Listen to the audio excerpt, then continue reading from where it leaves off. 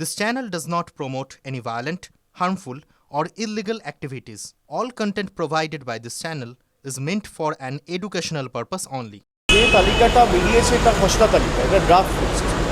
এখনও প্রায় claim objection period চলবে 31শে জানুয়ারি, ফার্স্ট উইক অফ ফেব্রুয়ারি অবধি।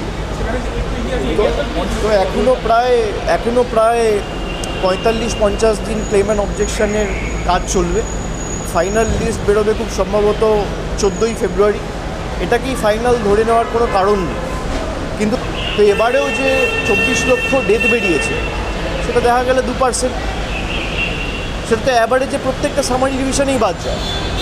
এবার নো ম্যাপিং যে কেসগুলো, হয়তো কেউ রাজ্য থেকে বাইরে গেছে, তো এই যে কেসগুলো রয়েছে এগুলো ক্লেম অ্যান্ড অবজেকশন পিরিয়ডে ক্লেম ফাইল করা হবে, তার পরবর্তীকালে হিয়ারিং হবে, তারপরে ফাইনাল লিস্টে তার নাম থাকবে কি না থাকবে সেই হিয়ারিংয়ের বেসিসে তার নাম প্রকাশিত হবে ফাইনাল লিস্ট।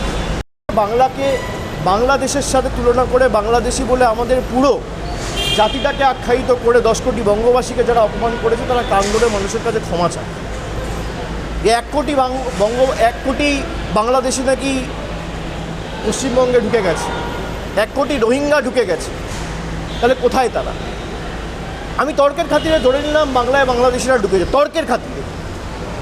তাহলে ভারতবর্ষের রাজধানী দিল্লিতে ব্লাস্ট হচ্ছে কি করে? সেই আইবি চিফের ব্যর্থতার কারণে দিল্লিতে ব্লাস্ট হলো। সে এখনও তার নিজ পদে বহাল, কী কারণে? এই উত্তরগুলো তো দিতে হবে।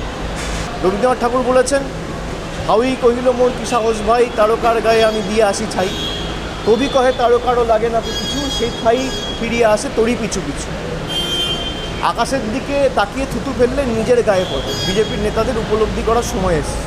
যে উদ্দেশ্য নিয়ে তারা এসআইআর করেছিল পুরোটাই মুখ থুবড়ে পড়েছে।